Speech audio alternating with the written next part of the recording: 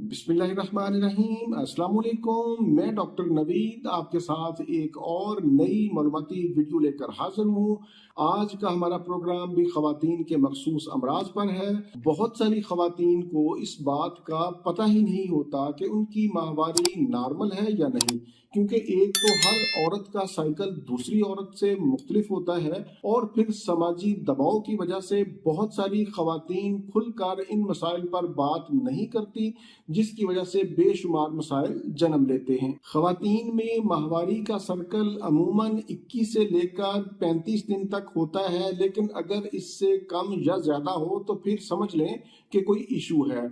और फिर ब्लीडिंग का दौरानिया 3 दिन से लेकर 7 दिन तक होता है। अगर ब्लीडिंग की मिकदार ज़्यादा हो, ब्लीडिंग ज़्यादा दिन तक जारी रहे, या फिर महीने में 2 से 3 बार माहवारी आए, खून के बड़े बड़े लोथड़े आए, या फिर माहवारी के दौरान शदीद दर्द हो, तो ये तमाम अलामात इस बात की निशानदही करती हैं कि कोई इशू है, आपको डॉक्टर को विजिट करना चाहिए। अब सवाल ये पैदा होता है कि महीना में 2 से 3 बार माहवारी क्यों आती है या फिर ज़्यादा ब्लीडिंग क्यों होती है।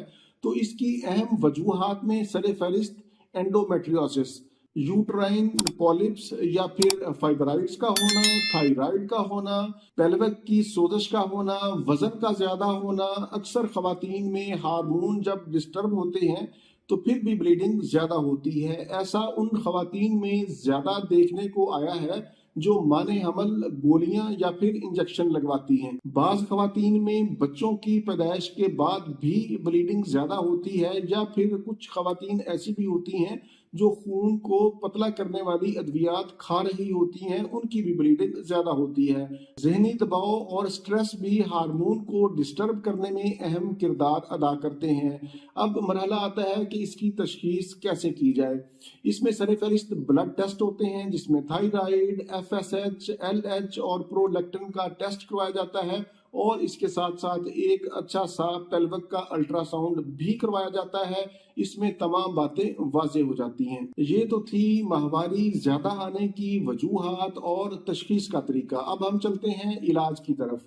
आज के प्रोग्राम में मैं आपको 2 नुस्खाजात बताऊंगा, एक घरेलू और दूसरा होम्योपैथिक। सबसे पहले घरेलू नुस्खा नोट कर लें। अनार के छिलके ले लें, ये आपने खुश्क लेने हैं, इनको पीस लें, पाउडर बना लें और 1 चम्मच चाय वाला पानी के साथ खा लें। इंशाल्लाह इसके इस्तेमाल से आपकी माहवारी बंद हो जाएगी, ज़्यादा ब्लीडिंग ठीक हो जाएगी।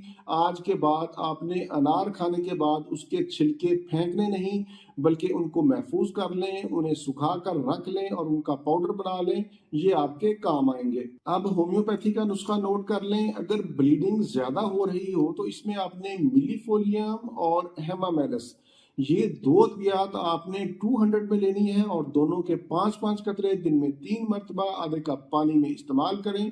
इंशाल्लाह चंद दिनों के इस्तेमाल से आपकी ब्लीडिंग ठीक हो जाएगी। अगर आपकी माहवारी महीना में 2 से 3 बार आती है तो फिर आपकी दवाई होगी सबाइना, स्केलकार और सीपिया। तीनों अद्वियात आपने 30 ताकत में लेनी है और इन तीनों के 5-5 कतरे दिन में 3 मरतबा आधे कप पानी में इस्तेमाल करें।